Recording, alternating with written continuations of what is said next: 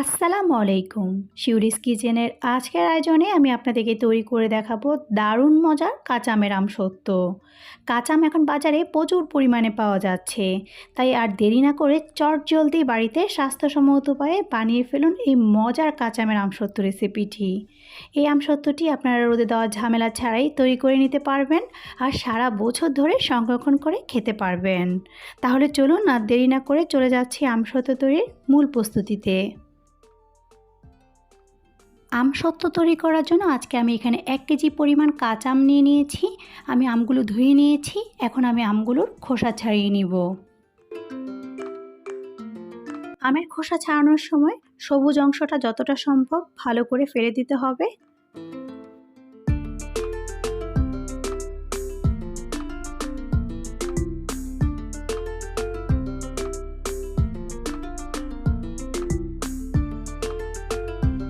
আমের খোসাটি ভালো করে ছাড়িয়ে নেওয়া হয়ে গেলে এখন আমি আমটাকে ছোট ছোট টুকরো করে কেটে নিব। আপনারা আপনাদের পছন্দ মতন আমি টুকরো করে নিতে পারেন, কারণ এই আমটা জাস্ট সিদ্ধ করে নিব, তাই আপনারা আপনাদের পছন্দ অনুযায়ী যে কোনোভাবে আমটাকে কেটে নিতে পারেন।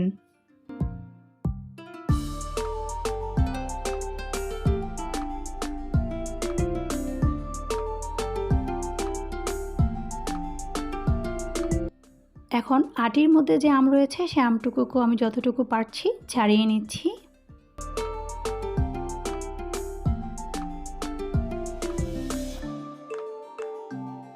আমি এখানে একটা আম কেটে আপনাদেরকে দেখিয়ে দিয়েছি। আমি সেমভাবে বাকি সবগুলো আম এখানে টুকরো করে নিয়েছি। এখন আমের টুকরোগুলোকে চুলায় হাঁড়িতে বসিয়ে দিয়েছি আর এর মধ্যে আমি এখন দিয়ে দিচ্ছি 1.5 কাপ পরিমাণ পানি। চুলার আঁচ কমিয়ে দিয়ে আমগুলোকে 10 থেকে 15 মিনিটের মতন ভালো করে সিদ্ধ করে নিতে হবে। আপনারা চাইলে এখানে ঢাকনা দিয়েও আমটাকে সিদ্ধ করে নিতে পারেন। 10 থেকে 15 মিনিট সিদ্ধ করে নেওয়ার পর দেখতেই পাচ্ছেন আমগুলো ভালো করে সিদ্ধ হয়ে গেছে। এখন একটি স্প্যাচুলার সাহায্যে আমি আমগুলোকে আরও ভালো করে গলিয়ে দিচ্ছি। আমার এখানে আমটা সিদ্ধ হয়ে গিয়েছে। আমি এখন চুলাটাকে বন্ধ করে দিচ্ছি। এখন আমি আমটাকে চালনি দিয়ে চেলে নিব। চাইলে আপনারা এটাকে ব্লেন্ড করেও নিতে পারেন। আমি চালনি দিয়ে চেলে নিচ্ছি। এটা এখন যেহেতু গরম আছে তাই হাত দিয়ে করা যাবে না। এরকম একটা স্প্যাচুলা বা চামচের সাহায্যে আমের পিউরিটাকে বের করে নিতে হবে। ঠিক এভাবে আপনারা আমের পিউরিটাকে বের করে নেবেন। আমটা আমি ভালো করে চেলে নিয়েছি। আমি যে আমটা নিয়েছি সেটাতে তেমন কোনো আঁশ নেই। অনেক ধরনের আম রয়েছে যেগুলোতে আঁশ থাকে, তাই চেলে নিলেই ভালো হয় আমসত্ত্ব। আমার এখানে আমের পিউরিটা রেডি হয়ে গিয়েছে। আমি এখন আমের পিউরিটাকে একটি প্যানে দিয়ে দিচ্ছি।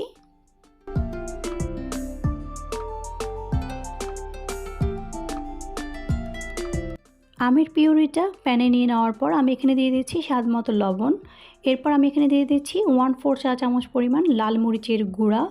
এরপর আমি এখানে দিয়ে দিচ্ছি 1 চা চামচ পরিমাণ চাট মশলা।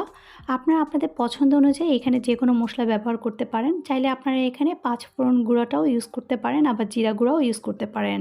আপনারা আপনাদের পছন্দ অনুযায়ী যে কোনো মশলা ইউজ করে আমসত্ত্বটা তৈরি করে নিতে পারেন।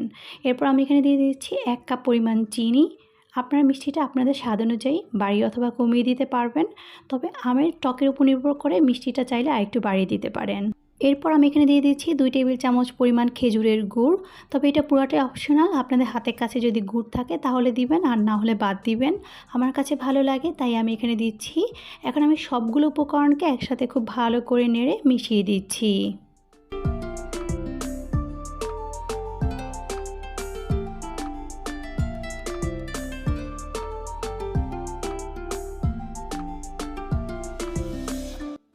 সবগুলো উপকরণকে একসাথে ভালো করে মিশিয়ে নেওয়ার পর এটাকে অনবরত নাড়তে হবে, তা না হলে দেখা যাবে নিচে থেকে লেগে আসবে।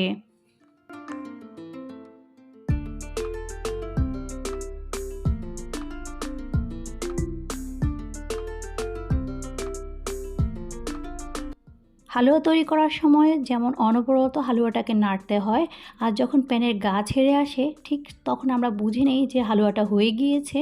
ঠিক তেমনই আমসত্ত্বটাও যখন প্যানের গা ছেড়ে আসবে তখনই বুঝে নেবেন যে আমসত্ত্বটা রেডি হয়ে গিয়েছে। আমার এখানে আমসত্ত্বটা দেখতেই পাচ্ছেন প্যানের গা ছেড়ে এসেছে। আমি এখন এই পর্যায়ে আমসত্ত্ব চুলাটাকে বন্ধ করে দিচ্ছি। আমসত্ত্বটা সেট করার জন্য আমি এখানে একটি প্লেট নিয়ে নিয়েছি আর এর উপরে আমি একটু সরিষার তেল দিয়ে সেটাকে ভালো করে ব্রাশ করে নিচ্ছি, এতে করে আমসত্ত্বটা উঠাতে সুবিধা হবে। এখন আমি প্লেটের মধ্যে আমসত্ত্বটাকে ঢেলে দিচ্ছি আর এটাকে আমি এখন চারপাশে সমান করে বিছিয়ে দিচ্ছি। আমসত্ত্বটাকে অবশ্যই চারপাশ দিয়ে সমান করে দিবেন, তা না হলে দেখা যাবে কোথাও উঁচু কোথাও নিচু থেকে যাবে। আমি আমসত্ত্বটাকে এখানে একটু মোটা করে দিচ্ছি, আপনারা আপনাদের পছন্দ অনুযায়ী মোটা বা পাতলা যে কোনোভাবে আমসত্ত্বটাকে সেট করে নিতে পারেন। আমার কাছে একটু মোটা আমসত্ত্ব খেতে ভালো লাগে, তাই আমি এখানে একটু মোটা করে দিচ্ছি। এরকম স্টিলের প্লেট ছাড়াও আপনারা চাইলে বাঁশের চালনি বা যে কোনো ডালা যে কোনো কিছুতে এই আমসত্ত্বটাকে সেট করে নিতে পারেন আপনাদের সুবিধা অনুযায়ী।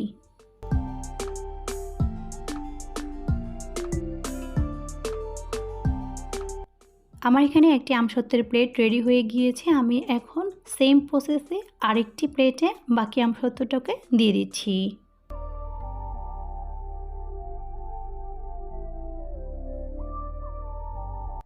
আপনারা এই আমসত্ত্বটাকে নর্মাল ফ্রিজে রেখে সারা বছর ধরে সংরক্ষণ করে খেতে পারবেন। নর্মাল ফ্রিজে রেখে দিলে এই আমসত্ত্বটা নষ্ট হবে না আর রোদে দেওয়ার ঝামেলাও থাকবে না। আমরা যারা শহরে থাকি তাদের অনেকেরই বাসায় রোদের কোনো সুব্যবস্থা থাকে না, তাই আমি আজকে আপনাদেরকে রোদ ছাড়াই এই আমসত্ত্বটা তৈরি করে দেখাবো। এজন্য আমি প্রথমে আমসত্ত্বটাকে ফ্যানের বাতাসে শুকিয়ে নিব, এরপর আমি এটাকে চুলার নিচে রেখে দিব। চুলার নিচে যখন আপনারা রান্না করবেন ঠিক তখন আপনারা এটাকে চুলার আঁচ কমিয়ে এটাকে চুলার নিচে রেখে দিবেন। এটা 2 দিনই শুকিয়ে যাবে। আবার এটাকে শুধু শুধু চুলার মধ্যে দিয়ে চুলা অন করে রাখা কোনো দরকার নেই। ঠিক যখন আপনারা রান্না করবেন ঠিক সেই সময় চুলাটাকে জ্বালিয়ে রাখলেই এটা 2 দিনে অনায়াসে শুকিয়ে যাবে। আর যাদের রোদের ব্যবস্থা আছে তাদের তো কোনো চিন্তাই নেই, তারা এটাকে রোদে দিয়ে শুকিয়ে নেবেন। ফিরে আসছি 2 দিন পর। 2 দিন পর আমি আপনাদেরকে দেখিয়ে দিচ্ছি আমসত্ত্বটা কীরকম হয়েছে। 2 দিন পর দেখতেই পাচ্ছেন আমসত্ত্বটি খুব সুন্দর করে শুকিয়ে গিয়েছে। এটা নিজে থেকে প্লেট থেকে উঠে আসছে। আমি এখন এটাকে আমার পছন্দ অনুযায়ী শেপ দিয়ে কেটে নিচ্ছি। আপনারা আপনাদের পছন্দ অনুযায়ী যে কোনো শেপে আমসত্ত্বটাকে কেটে নিতে পারেন। দেখলেন তো কত সহজেই তৈরি হয়ে গেল এরকম দারুণ মজার টক মিষ্টি ঝাল কাঁচা আমের আমসত্ত্ব। তাহলে আর দেরি কেন, আজই তৈরি করে ফেলুন আর পরিবারের সবার সাথে উপভোগ করুন। আমার রেসিপিটি ভালো লেগে থাকলে অবশ্যই আমাকে কমেন্ট বক্সে জানাতে ভুলবেন না। আর আমার রেসিপিটি ভালো লেগে থাকলে অবশ্যই আমার চ্যানেলটিকে সাবস্ক্রাইব করে বেল বাটনটিকে অন করে দিবেন এরকম আরও অনেক মজার রেসিপি দেখার জন্য। আজকে তাহলে এখানেই বিদায় নিচ্ছি। আল্লাহ হাফেজ।